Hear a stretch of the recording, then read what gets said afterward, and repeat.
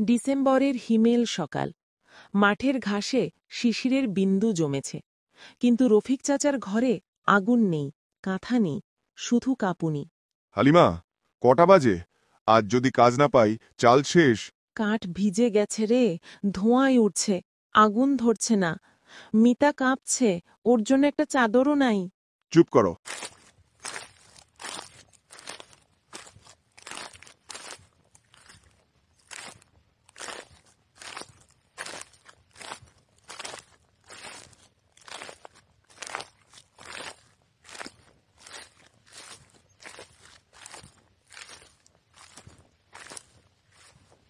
ভাই, একদিনের কাজ দিবেন? মজুরি কম হলেও চলবে ভাই। না চাচা, আজ কাজ নাই, কাল আইসেন। আচ্ছা ভাই, আল্লাহ ভরসা।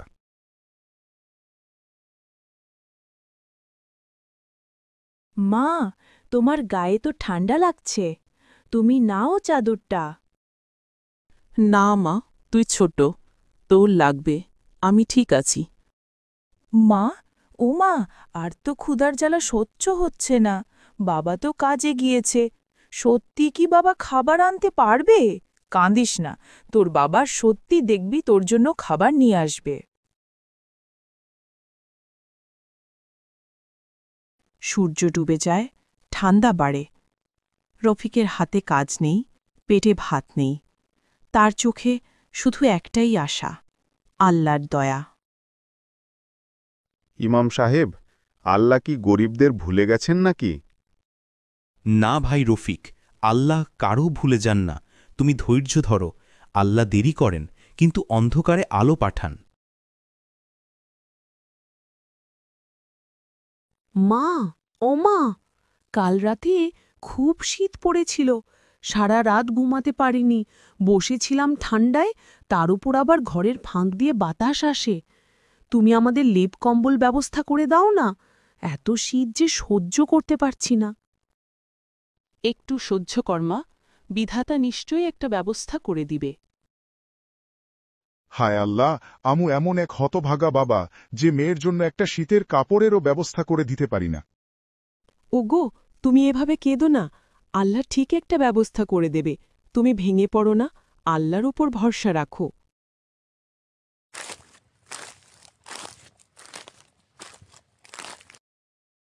কয়দিন হয়ে গেল কোনো কাজ পাচ্ছি না।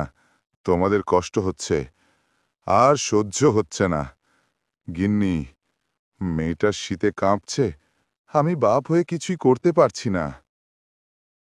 এ কি, তুমি তো কাঁপছ, কি হয়েছে দেখি? জ্বর এসেছে নাকি, দেখি তো।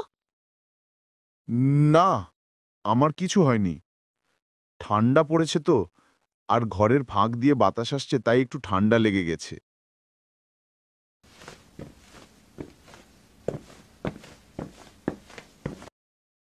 মা, ও মা, অনেক শীত করছে, শীত যে আর সহ্য করতে পারছি না, সারা রাত কিভাবে ঘুমাবো?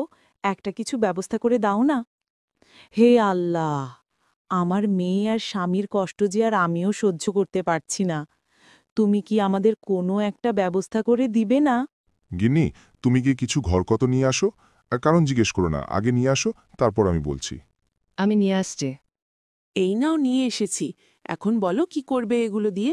এবার এগুলো দিয়ে তুমি ঘরে আগুন জ্বেলে দাও, দেখবে শীত কমে যাবে। কি বলছো এসব? ঘরে তো আগুন লেগে যাবে, পুরো ঘর পুড়ে যাবে। তোমার কি মাথা খারাপ হয়ে গেছে? আরে না, কিছুই হবে না, আগুন ৪ পর্যন্ত যাবেই না, ঘরের কিচ্ছু হবে না। দেখবে আগুন জ্বালিয়ে দিলে শীত অনেক কমে যাবে, তোমরা আরাম পাবে। এবার তুমি আর মিতা আগুনের সামনে বসে যাও। বাবা, আমার শরীরে আগুন লাগবে না তো? আমার খুব ভয় করছে, যদি আগুন লেগে যায়। না মা, কিচ্ছু হবে না। আমরা ছোটবেলায় আগুন জ্বালিয়ে কত গল্প করেছি সারা রাত। কিচ্ছু হবে না তোর, আয় বস, দেখবি শীত কমে যাবে। আজ আর শীত করছে না, কি মজা! আমরা সারা রাত আগুনের সামনে বসে থাকবো আর গল্প করব। শীত কমানোর জন্য আগুন জ্বালিয়ে রফিক চাচা ও তার স্ত্রী হালিমা এবং তাদের মেয়ে আগুনের সামনে বসে থাকে। আগুনের সামনে বসে থাকতে থাকতে কখন জানি তারা ঘুমিয়ে পড়ে। আর এভাবে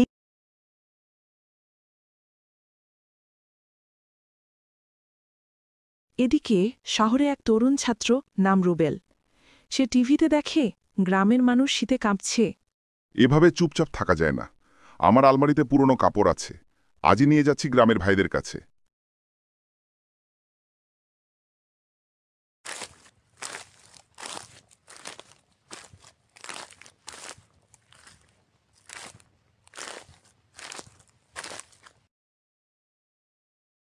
রুবেল পৌঁছাল গ্রামের মসজিদে। সেখানে রফিক চাচা বসে কাঁপছে। আসসালামু আলাইকুম চাচা, এই কম্বলটা নিন, গরম থাকবেন। আল্লাহ তোমারে রহম করুক বাবা, তুমি তো ফেরেশতার মতো এসেছ। না চাচা, আমি মানুষ মাত্র। মানুষের ঠান্ডা কমাতে পারলেই আল্লাহ খুশি হন। রাতে রফিকের ঘরে আজ আগুন জ্বলছে। নিতা কম্বলের নিচে ঘুমাচ্ছে, আর রফিক তাকিয়ে আছে আকাশের দিকে। আল্লাহ, আজ আমার মেয়ে ঠান্ডায় কাঁপছে না। তুমি সেই শহরের ছেলেটার মঙ্গল করো